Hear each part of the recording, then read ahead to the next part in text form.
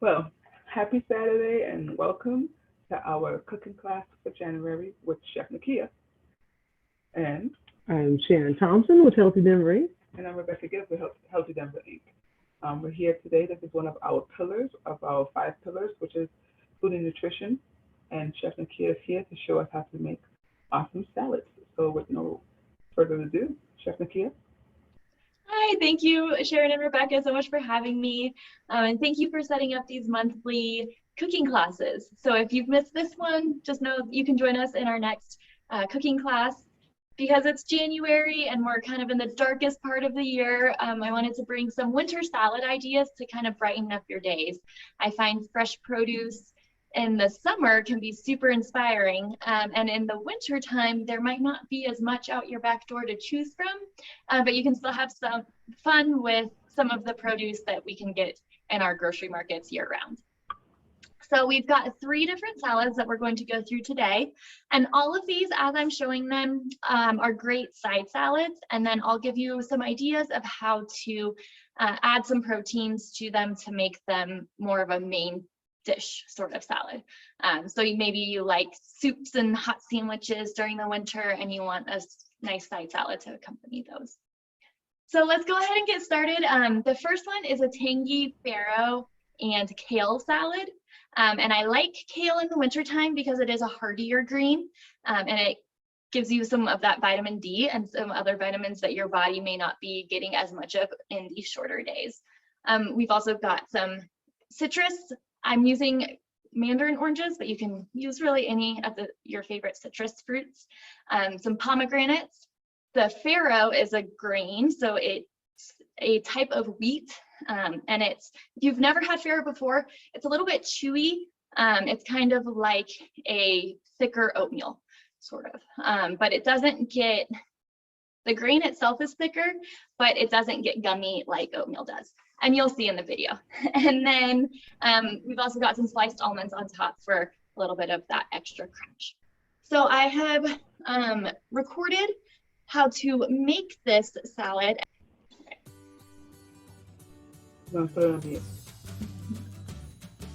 So you're gonna start with the kale as the base. You just wash that and then let it dry. And then you're gonna peel your pomegranate, whichever way you like. Some people like cutting it into segments and some people just like peeling it. So you're gonna get your Ferro in a pot of boiling water. Warm up the water over high heat until the water becomes boiling, and then add your Ferro in and lower it to low heat.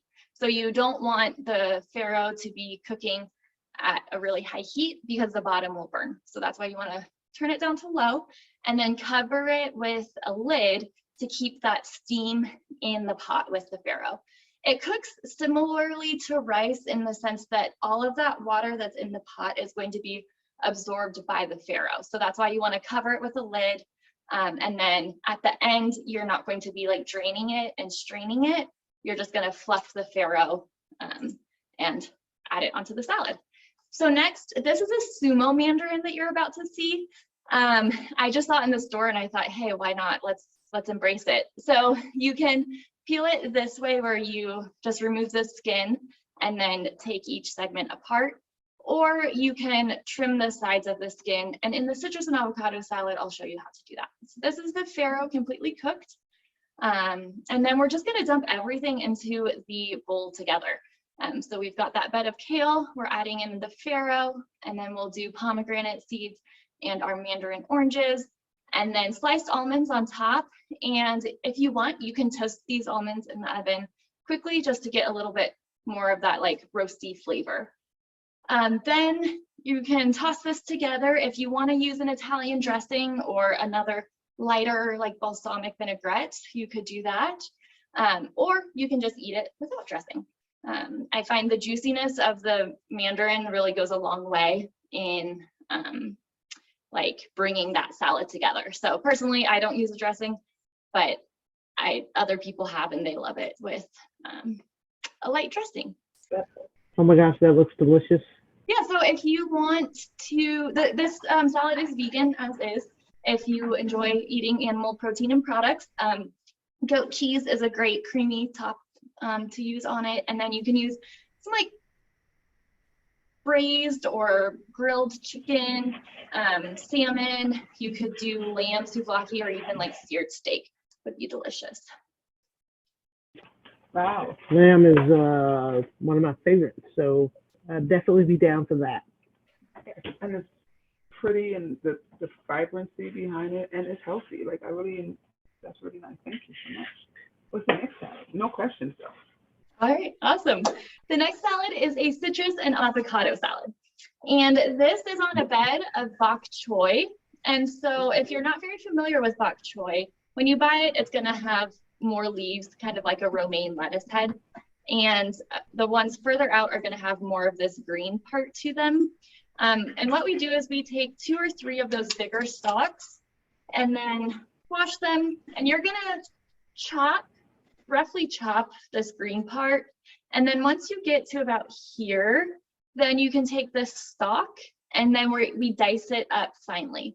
So this one ingredient is going in the salad in 2 different ways. So you've got the kind of bed of lettuce, and then you've got this crunchier stalk on top. Or all tossed together, really however you want to do.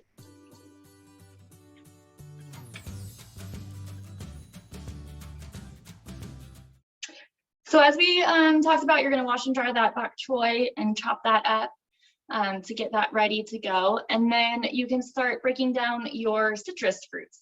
So in this, I have blood orange, navel orange, and grapefruit. I like the little bit of bitterness that the grapefruit gives it, but if you're not a big fan of that, you can certainly just go with your sweeter citrus fruits. That is not a problem at all. Now, like we saw before, you can peel those fruits and tear them apart to segment them, or you can cut around the skin. And so I like to start with cutting one end off, and then you follow that white pith around the orange. And you can see here where you get to like the juicy flesh. And so you're just going to keep following that line around in order to remove as much of that skin and pith, yet keep as much of that fleshy, juicy goodness. And then chop off the bottom end, and then from there you can cut it into those segments. And visually, this is just going to give you a little bit of like a brighter look to it, and it brings more of that juiciness out. All right, and then we're going to grate our carrot. I like to do this with the vegetable peeler, and I do the same thing with the ginger. And then you're going to toss everything in the bowl, your bok choy, your citrus fruits, your sesame seeds, and your ginger, and then toss that together. And I really enjoy adding teriyaki chicken to this, so I will let the teriyaki chicken be the dressing. We're going to finish it with some creamy avocado. I like adding this afterwards so that I can be sure to add it on so that I'm going to eat it up, because if this bowl gives me leftovers, I want to add fresh avocado each time so that it doesn't get too oxidized and brown. You know how avocado can kind of look not as appetizing the next day. Portion that in your bowl. Like I said, this is a great one to add teriyaki chicken. I think grilled shrimp is great on this. Or if you can find some really good fresh tuna, you could kind of make this into a poke bowl style meal. And then those sesame seeds add that really nice crunch that even as it sits day after day, you know, those sesame seeds are going to stay nice and crunchy. That was delicious. Oh, we're oohing and ahhing over here. It's a good thing we were on mute, because you would have had to tell us to be quiet. But that, if I wasn't hungry before, I'm starving now. So that just, I love it. I love it. Just Colorful, the blood orange, right? That's what is that blood orange?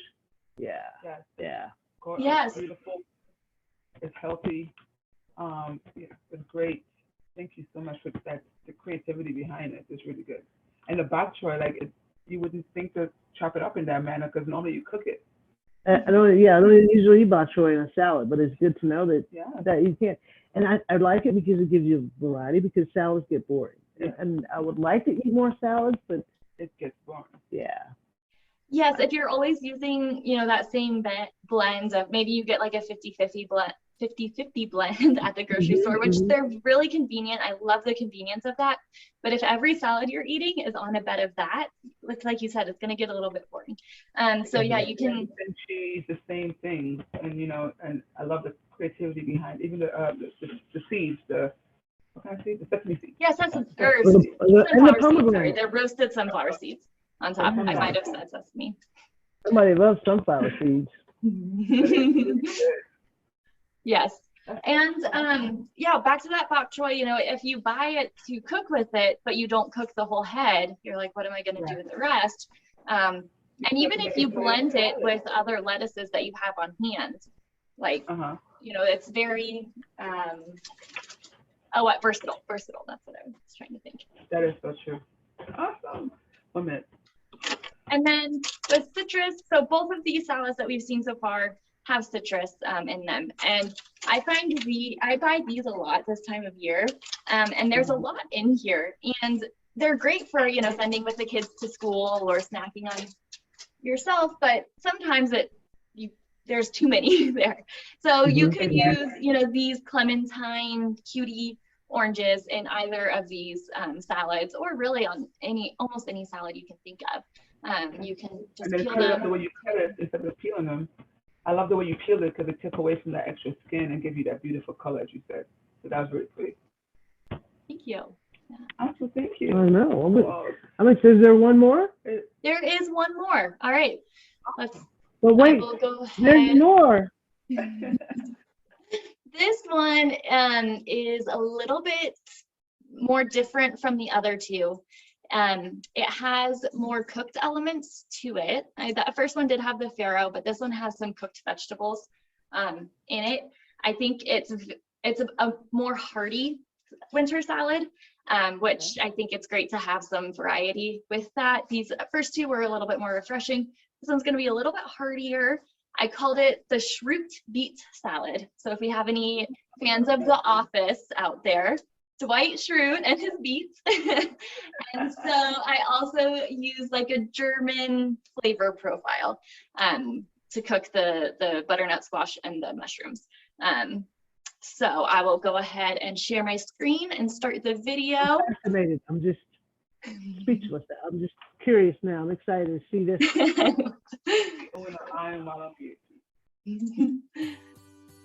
All right, there we go.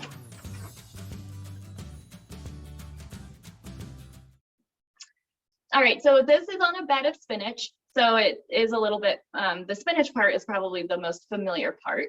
So we're gonna start with breaking down our beets. So you can cut off the root end and that top end. And those top stalks, you can actually use those. You could, if you wanted, cut up the leaves and use them in salad. And then those stalks, you could add in like a stir fry and whatnot. So I'm just breaking down these beets so that they're about uniform in size, wrapping them in aluminum foil, and then I baked them at 425 for about an hour. You don't have to do too much to the beets before you get them in the oven. Next is the butternut squash. So I've heard from a lot of people, butternut squashes feel intimidating to break down. So just go ahead and peel it. And then I like cutting it right here at this almost like a third of the way through, where one side doesn't have any seeds and the other side does. So you can just scoop those out. You can see I am using a fair amount of pressure with the knife to get through that squash. And then I like to cut the remainder in about thirds, and then from there break it down into smaller pieces, eventually landing at that about 1/4 inch by 1/2 inch rectangle. And then this is that bottom part where you scoop the seeds out to just kind of roughly chop those. And then we're gonna add our seasonings. So salt, black pepper, anise seed, caraway seed, and coriander. And then some fresh thyme and fresh parsley. If you don't have fresh herbs, that's totally fine. You can use herbs in from your pantry, but do cut back about 50% or so whenever you use dried herbs, because the flavor is a little bit more concentrated. So just toss those together so that all of the spices and herbs are evenly covering your butternut squash, and then pop on a foil lined sheet tray. put some olive oil down to prevent sticking later. And then if you had some spices stick to your bowl, go ahead and scrape that out and add that on top so you don't lose any flavor. Pop those in the oven. You can use that same 425-degree oven, and those will cook 35 to 40 minutes. And then we're going to move on to the mushrooms here. And so with the squash and the beets, I just wanted to pause real quick. And you can cook those a few days ahead. If you're a big meal prep person, those are a couple good things to prep ahead of time if you'd like, because they're going to last for a while. Those beets, once you take them out of the oven, let them cool, and then just remove the skin, and then you can slice them in like a 1/4 inch or about a 1/4 inch thick slices. And then those you can just save in the fridge until you want to use them. If you want to do it the same day, I would recommend popping these things in the oven and then maybe going on like, I was going to say a walk around the neighborhood. If someone's going to stay home with the oven, but maybe do a workout class in your living room or something, and then come back and finish the meal. There's just this little gap of time here where you may not be actively cooking. And then once you're ready to eat, maybe 25 or 30 minutes before dinner time, you can start on the mushrooms. So I melted some butter in the pan, and then I'm adding in these shiitake mushrooms, and then you're going to let these cook 7 to 10 minutes, and then add in your balsamic vinegar and tomato paste. And then you're also going to add in some fresh parsley and fresh thyme. And mushrooms, they really, when they saute down, they shrivel up kind of a lot. So use a bigger pan, and then by the end of it, you're going to have a lot of extra space in the pan, which will be nice. So similarly with the other salads, you're gonna dump everything in a bowl. Over there on the side, we have some red cabbage, and I'm gonna show you that here in a minute too. So your spinach, your mushrooms, your cabbage, your squash, and your beets. And then if you cannot find tongs handy, just use your hands. Why not? Wash them first, but go ahead and pop all of that in your bowl. And then this salad is really good with like beer brats or, sausage in a casing style meat. Slice that up and kind of pan fry it so it gets nice and crispy on the edges. And I think that's a great way to kind of round this out and make it a really good, like full dinner type meal. Wow. That looks delicious. So delicious. I love the way you saute with the balsamic and the color it gives the mushroom. What kind of mushroom was that? Those were shiitake mushrooms. Yeah, you're killing me over here. It's so exciting, and seeing cutting everything up and putting it all together. It's just so beautiful. It looks great, and the colors are just like, I'm so excited and hungry now. I almost can't speak. I might go to the store right now. We're gonna go buy some beets. And I love beets. I might be the only one in my household that I love beets. Beets are so awesome. Who would have thought you can make beets look that good? I was like, oh, that looks delicious. So Rebecca was going, oh, can we get some of those roots? And I was like, yeah. So I love it. I mean, I love all the variety and the different ideas that you can do with food. And I think that's really, variety is the spice of life. And I think that really makes it much more exciting and much more fun to eat, especially with healthy ingredients. And I love the fact that you can do a yoga class. So it's about 15 to 30 minutes in between while you're sauteing and cooking your stuff in the oven. You have a nice workout, and you'll be hungry by the time you're finished. So by the time you pull out of the oven, right? It's perfect. It was perfect timing. I love that. Yes, yeah. That's so awesome. And then the cabbage. So it is red cabbage, but you might have noticed like that looks kind of pink. That looks a little bit different. So I shredded it, and then I left it in apple cider vinegar. Just a little bit of apple cider vinegar. And this is, again, something that you could do like the day before or maybe right before you start working on the beets. Because it's not a full sauerkraut. There's not enough time for fermentation. But it's just a little bit of vinegar to give it a little bit of tanginess, which I think works really well with the richness from the mushrooms. So what the cider also does is it pulls the color from the outside of the red cabbage and pulls it all the way through. So it's this uniform purpley pink, just really vibrant color throughout. And that flavor of the vinaigrette in there, because and the apple cider take vinegar, some of that bitterness away. and it gives it a Oh nice, my gosh. like as you said, the sauerkraut flavor without not necessarily crowding it as you as much. Yeah, it's not It's as like- strong it's as like like a hot a dog. sauerkraut. We're coming to your house. Yeah, I'm starving now. So I think you've done an excellent job of making me starving and hungry right now. You got any of those salads ready over there? So those are the 3 for this time for January. And if I would urge, if anyone has any questions about these, maybe you have a specific dietary restriction and you don't know how to work around it or whatnot, go ahead and comment below wherever you found this video, and then we'll help you through and kind of customize these salads to fit your life and like what you enjoy. Because I think it's so much fun, right, to have that variety, like you were saying, and the visual interest is great, and that's the reason why I use some ingredients that I use, but that doesn't mean that you can't easily swap them out for other things.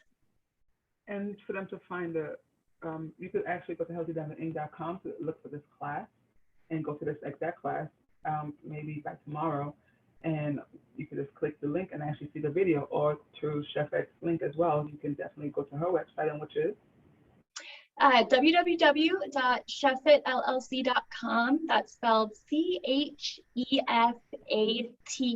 LLC. And so we'll have the video there, and then a link back to Healthy Denver's website, and then you can RSVP for the February's class, or whatever month you're watching this video, the future month's class, because we're so excited to bring you these really, hopefully fun, I find them fun, so hopefully you do too, but fun, nutritious meals each month in this virtual cooking class. Let me ask you one more question. So let's say if somebody wanted to have those meals prepared for them, if they didn't have time, is that something that you could do for people that are too busy to make those salads? So if you're in the Denver area, that's going to be one requirement. And so from Boulder to the Denver area, maybe all the way south to like Castle Rock, if you're within that bounds, connect with us. So through Healthy Denver Inc., I would love to help you to access these healthy foods in a way that works well for you. So definitely, if that is something that they're interested in adding into their life, that would be great. And if you are someone who wants to cook them, but you don't want to go to the grocery store, I can absolutely bring you the ingredients that you need. If you want to take it one step further and have some of these meals prepared, let's connect, mention Healthy Denver Inc., and we'll get you squared away for sure. So you prepare the meals and you can deliver them as well? So the business is grocery delivery. However, with Healthy Denver Inc., I'd love to help support more people. And so like as a special offer with Healthy Denver Inc., I would prepare items also, meals too. Oh, but it would be it would be a very select and exclusive opportunity. Yeah, I love that. Well, I love all the things you do. Yes. I'm so excited. Can't wait for next month. Love all the ideas. Thank you for increasing our palate. And next month's class is going to be on the 12th of the month. So keep an eye out for that. Look out for that invite, and you have a one source of your day. I have a quick question. What is next month's class going to be on? Do we know yet? It has to be a surprise. Yes. Oh, and next month is February, right? Yes. Oh. Awesome. Well, So, I would love to hear that. So I guess I have to wait with everybody else. exactly. Over and out.